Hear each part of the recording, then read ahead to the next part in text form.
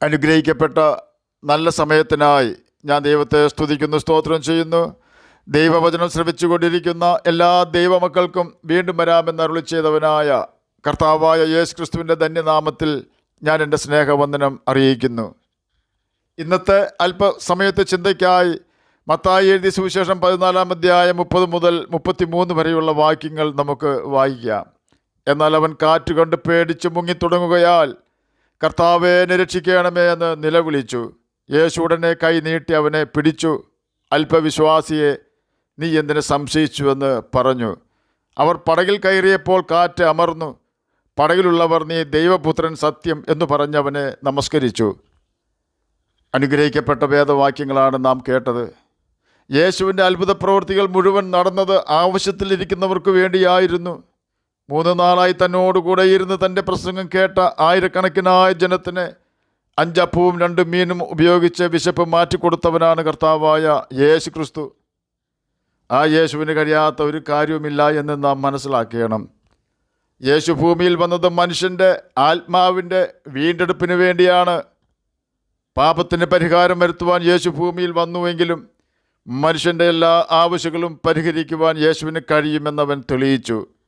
5 അപ്പവും 2 മീനും ഉപയോഗിച്ച് അനേകരുടെ വിശപ്പ് മാറ്റിക്കൊടുത്തവനായ യേശു ആ ജനത്തെ ആശ്വസിപ്പിച്ചതിന് ശേഷം ഭവനത്തിൽ പോയി വിശ്രമിച്ചില്ല. ശവക്കല്ലറകളിൽ ഉറങ്ങുകയും വിലങ്ങുപോലും ഉരുമി ഒടിക്കുകയും തന്നെത്താൻ മുറിപ്പെടുത്തുകയും ചെയ്തുകൊണ്ട് വസ്ത്രം പോലും ഉടുക്കുവാനുള്ള സുബോധമില്ലാതെ സകല ദേശനിവാസികൾക്കും ദോഷം ചെയ്തിരുന്നവനായ 6000 ഭൂതങ്ങളാൽ കഷ്ടപ്പെട്ടിരുന്നവനായ ഭൂതഗ്രസ്തനെ യേശു സൗഖ്യമാക്കിയിരുന്നു. ആ ദേശനിവാസികളുടെ ഉപജീവന മാർഗമായ പന്നികളിലേക്ക് കയറിയ ഭൂതഗ്രസ്തനിലെ ഭൂതങ്ങൾ പന്നികളെ കൊന്നുകളഞ്ഞതിനാൽ യേശുവിനെ അവരുടെ നാട്ടിൽ നിന്നും പറഞ്ഞു വിട്ടിരുന്നു. എങ്കിലും താൻ സുബോധം വരുത്തിയിരുന്ന ഭൂതഗ്രസ്തൻ ആയിരുന്നവനെ ഒരു ദൗത്യം ഏൽപ്പിച്ചുകൊണ്ടാണ് യേശു അവിടെ നിന്നും പോയത്. എന്നാൽ ശുശ്രൂഷ നിമിത്തമുള്ള ക്ഷീണം വകവയ്ക്കാതെ വീണ്ടും അവനെ കാണുവാൻ ഗന്നേസരത്ത് ദേശത്തേക്ക് കടന്നുപോയ യേശുവിൻ്റെ ശിഷ്യന്മാരുടെ പടകിനെ തകർക്കുവാൻ സാത്താൻ ശ്രമിച്ചു എന്ന് വേണം ചിന്തിക്കുവാൻ. എന്നാൽ പ്രശ്നബാധിതമായ പടകിൽ യേശു കയറിയപ്പോൾ അവരുടെ പ്രശ്നങ്ങൾക്ക് ഉടനെ പരിഹാരമായി എന്ന് നാം കേട്ട് കഴിഞ്ഞു. തന്നെയുമല്ല, യേശുവിൻ്റെ മുഖത്തേക്ക് നോക്കി കടലിന്മേൽ നടത്തം തുടങ്ങിയ പത്രോസ് കാറ്റ് കണ്ട് പേടിച്ച് മുങ്ങുവാൻ തുടങ്ങിയപ്പോൾ യേശു അവനെ കൈനീട്ടി രക്ഷിച്ചു. യേശു ഗദരദേശത്തെത്തിയപ്പോൾ അവിടുത്തുകാർ യേശു ആരാണ് തിരിച്ചറിഞ്ഞ് സകല ദേശത്തു നിന്നും രോഗികളെ കൊണ്ടുവന്നു. അവൻ്റെ വസ്ത്രത്തിൻ്റെ തൊങ്ങൽ മാത്രം തൊടുവാൻ അനുവാദം ചോദിച്ചു. തൊട്ടവർക്കൊക്കെയും സൗഖ്യം വന്നു. മത്തായി എഴുതിയ സുവിശേഷം 14-ാം അധ്യായം 22 മുതൽ 36 വരെയുള്ള വാക്യങ്ങളിൽ ഇതിനെക്കുറിച്ച് രേഖപ്പെടുത്തിയിരിക്കുന്നു. മർക്കോസ് എഴുതിയ സുവിശേഷം 5-ാം അധ്യായം 1 മുതൽ 20 വരെയുള്ള വാക്യങ്ങളിലാണ് ഭൂതഗ്രസ്തൻ്റെ സൗഖ്യത്തെക്കുറിച്ച് രേഖപ്പെടുത്തിയിരിക്കുന്നത്. നാം കേട്ട കാര്യങ്ങളൊന്നുകൂടി പറയുവാൻ ഞാൻ കർത്താവിൽ ശരണപ്പെടുന്നു. ഒന്നാമതായി, എത്ര വലിയ അത്ഭുതങ്ങൾ യേശു ചെയ്താലും അതെല്ലാം ആ സാഹചര്യത്തിൽ ജനത്തിൻ്റെ വിടുതലിന് വേണ്ടിയുള്ളതായിരുന്നു. സ്വന്തം മഹത്വത്തിനല്ല, പിതാവ് മഹത്വപ്പെടേണ്ടതിന് വേണ്ടി ഉള്ള അത്ഭുതങ്ങളായിരുന്നു യേശു ചെയ്തത്. യേശു കടലിൽ മേൽ നടന്ന ശിഷ്യന്മാരുടെ അടുത്തെത്തിയപ്പോൾ അവർ ഭയപ്പെട്ടു. യേശു അവരോട്, ധൈര്യപ്പെടുവിൻ, ഞാനാകുന്നു, പേടിക്കേണ്ട എന്ന് പറഞ്ഞു. മത്തായി എഴുതിയ സുവിശേഷം 14-ാം അധ്യായം 27-ാം വാക്യത്തിൽ ഇത് രേഖപ്പെടുത്തിയിരിക്കുന്നു. ശിഷ്യന്മാരോടും നമ്മോടും യേശുവിന് പറയുവാനുള്ളത്, ഭയപ്പെടേണ്ട, ധൈര്യപ്പെടുവിൻ, ഞാനാകുന്നു എന്നാണ്. ശിഷ്യന്മാർ യേശുവിൻ്റെ ശബ്ദം തിരിച്ചറിഞ്ഞതുകൊണ്ടാണ് മത്തായി എഴുതിയ സുവിശേഷം 14-ാം അധ്യായം 28-ാം വാക്യത്തിൽ, കർത്താവേ നീയാകുന്നുവെങ്കിൽ ഞാൻ വെള്ളത്തിന്മേൽ നിൻ്റെ അടുക്കൽ വരേണ്ടതിന് കൽപ്പിക്കണമേ എന്ന് പത്രോസ് പറഞ്ഞത്. പ്രതികൂലങ്ങളാകുന്ന വെള്ളത്തിൽ കൂടി നാം യേശുവിൻ്റെ അടുത്തേക്ക് ചെല്ലുവാൻ ആഗ്രഹിക്കുമ്പോൾ നമുക്ക് ചുറ്റും മാഞ്ഞടിക്കുന്ന കൊടുങ്കാറ്റിനെയോ നമ്മെ മുക്കിക്കളയുമെന്ന് വിളിച്ചലറുന്ന തിരമാലകളെയോ നാം ശ്രദ്ധിക്കരുത്. പൗലോസ് അതിനെക്കുറിച്ച് രേഖപ്പെടുത്തിയിരിക്കുന്നത്, നിങ്ങളുടെ ഉള്ളിൽ ക്ഷീണിച്ച് മടുക്കാതിരിക്കുവാൻ പാപികളാൽ തനിക്ക് നേരിട്ട് ഇങ്ങനെയുള്ള വിരോധം സഹിച്ചവനെ ധ്യാനിച്ചു കൊള്ളണമെന്നാകുന്നു.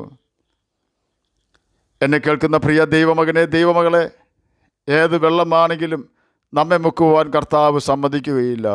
എന്നാൽ നാം അവൻ്റെ മുഖത്തു നിന്നും കണ്ണു മാറ്റരുത്.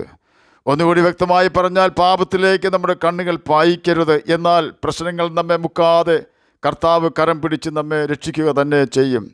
രണ്ടാമതായി നാം കേട്ടത്, യേശു പടകിൽ കയറിയപ്പോൾ അതുവരെയും തിരമാലകളെ കൊണ്ട് പടകിനെ ആക്രമിച്ചു കൊണ്ടിരുന്ന കാറ്റ് അമർന്നു എന്നാണ്. വെള്ളമല്ല, കാറ്റായിരുന്നു പ്രശ്നക്കാരൻ. നമ്മുടെ ജീവിത പടകിൽ പ്രതികൂലങ്ങളിലാകുന്ന തിരമാലകൾ ആഞ്ഞടിക്കുന്നുണ്ടോ? വ്യക്തികൾ നമുക്ക് ശല്യക്കാരായി തീരുന്നുണ്ടോ? ഓർക്കുക, അവരതിനായി ഉദ്യമിപ്പിക്കുന്ന ഒരു കാറ്റ്, സാത്താനെ കാറ്റ് അവരുടെ ഹൃദയത്തിൽ വീശുന്നത് മൂലമാണ് അവർ നമുക്കെതിരെ പ്രവർത്തിക്കുന്നത്. നമ്മുടെ ജീവിത പടകിൽ യേശു കയറിയാൽ ഒരു സാത്താന്യ ശക്തിയെയും വ്യക്തിയെയും നമുക്കെതിരെ വരുവാൻ യേശു സമ്മതിക്കുകയില്ല. യേശു കാറ്റിനെ ശാസിക്കുക തന്നെ ചെയ്യും. യേശുവിനെ അനുസരിക്കാത്ത ഒരു കാറ്റുമില്ല. യേശുവിനെ അനുസരിക്കാത്ത ഒരു സാത്താനോ ഒരു ഭൂതമോ ഇല്ല എന്ന് നാം ഓർക്കണം. മൂന്നാമതായി നാം കേട്ടത്, ഗന്നേസരത്ത് ദേശത്ത് പടകെത്തിയപ്പോൾ ആ നാട്ടിലുള്ളവർ എല്ലാവരും യേശുവിനെ തിരിച്ചറിഞ്ഞുവെന്നാണ്. തന്നെയുമല്ല, അനേകം രോഗികളെ യേശുവിൻ്റെ അടുക്കൽ കൊണ്ടുവന്നു. യേശുവിൻ്റെ ഉടുപ്പിൽ തൊടേണ്ടതിന് അനുവാദം ചോദിച്ചു.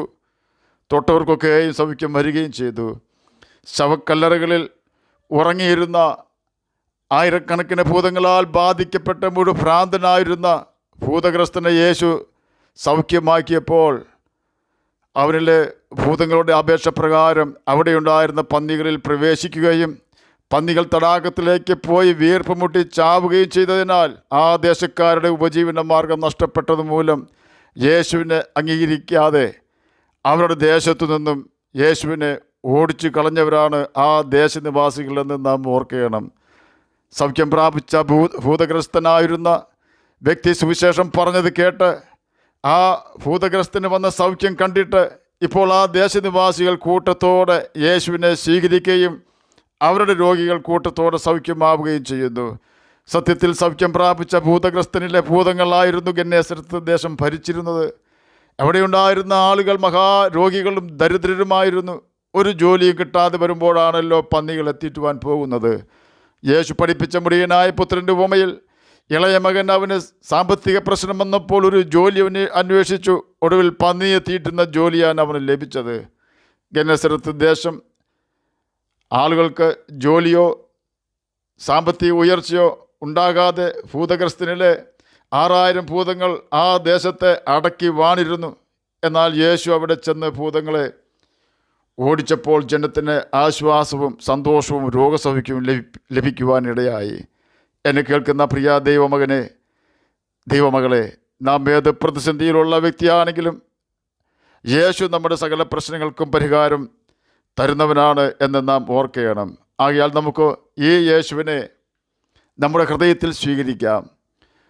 ഹൃദയത്തിലെ യുദ്ധങ്ങളെയും ഭവനത്തിലെ പ്രതിസന്ധികളെയും ജീവിതത്തിലെ കൊടുങ്കാറ്റുകളെയും ശാന്തമാക്കുവാൻ യേശുവിന് മാത്രമേ കഴിയൂ. അതെ, യേശുവിന് അതിന് കഴിയും.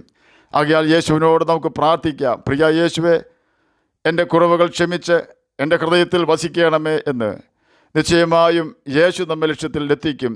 കടലിൻ്റെ മധ്യേ ജീവിതം തകർന്നുപോയി എന്ന് ചിന്തിച്ചിരുന്ന ശിഷ്യന്മാരുടെ പടകിൽ യേശു കയറിയ ഉടനെ കാറ്റ് ശാന്തമാവുകയും അവർക്ക് എത്തേണ്ട ശുഭതുറമുഖത്ത് യേശു അവരെ എത്തിക്കുകയും ചെയ്തു.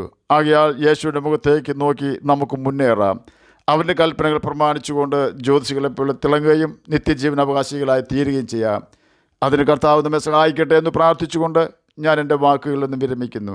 നമുക്ക് പ്രാർത്ഥിക്കാം. ഞങ്ങളെ സ്നേഹിക്കുന്ന സ്വർഗീയ പിതാവേ, നല്ല വചനത്തിനായി ഇങ്ങനെ സ്തുതിക്കുന്നു, സ്തോത്രം ചെയ്യുന്നു. എന്നെ കേൾക്കുന്ന ഏതെങ്കിലും പ്രിയപ്പെട്ടവർ കഷ്ടത്തിലായിരിക്കുന്നുവെങ്കിൽ അങ്ങ് അവരുടെ കഷ്ടത മാറ്റി കൊടുക്കണമേ. ഏതെങ്കിലും പ്രിയപ്പെട്ടവർ സമാധാനമില്ലാതെ ആയിരിക്കുന്നെങ്കിൽ അങ്ങ് അവർക്ക് സമാധാനം കൊടുക്കണമേ. വിവാഹപ്രായമായ കുഞ്ഞുങ്ങളുടെ വിവാഹം എത്രയും വേഗം നടക്കുവാൻ അങ്ങ് സഹായിക്കണമേ.